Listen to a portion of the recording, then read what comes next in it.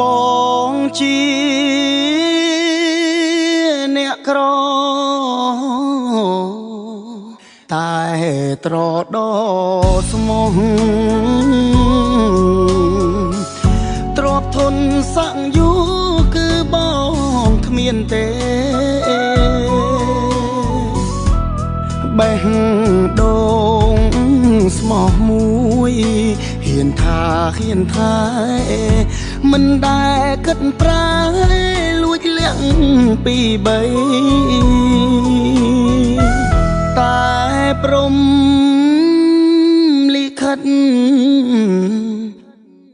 ពិតកំណាចណាស់ព្រោះមនុស្សដែលស្មោះគេຕົកគ្មានន័យស្រីផ្ដើមស្នេហ៍គេអ្នកស៊ីវិល័យចូលអ្នកក្រក្រៃឲ្យរស់ឯកាអោលុយអើយលុយខ្ញុំខ្លាចអ្នកហើយអ្នកអាចធ្វើឲ្យមនុស្សខ្លាំងសាវាយពីសទៅខ្មៅស្មងទៅរឿងសាខ្ញុំចង់ប្រាប់ថាស្អប់អ្នកខ្លាំងណាស់ដួលមិនចង់ក្រោកឈ្ងោកមិនចង់ងើយអស់សងខំហើយទួថ្ងៃនៅរាំង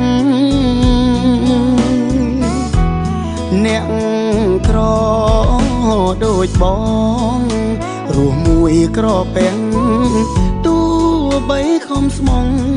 ក៏បានត្រឹមជឿ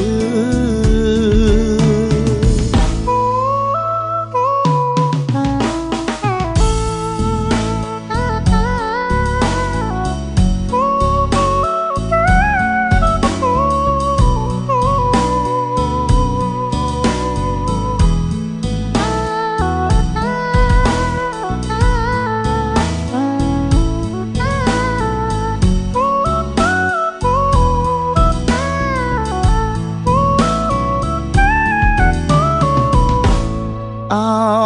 លុយអើយលុយខ្ញុំខ្លាចអ្នកហើយអ្នកអាចធ្វើឲ្យមនុស្សខ្លាំងសាវាយពីសទៅខ្មៅ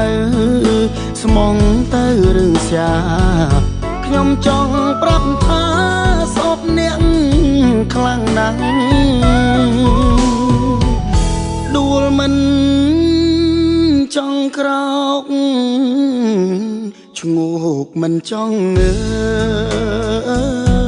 យអស់សងខំហើយទួថ្ងៃនៅរាំងអ្នកក្រដូចបងរស់មួយក្រពេងទោះបីខំស្មងក៏បានត្រឹមជឿ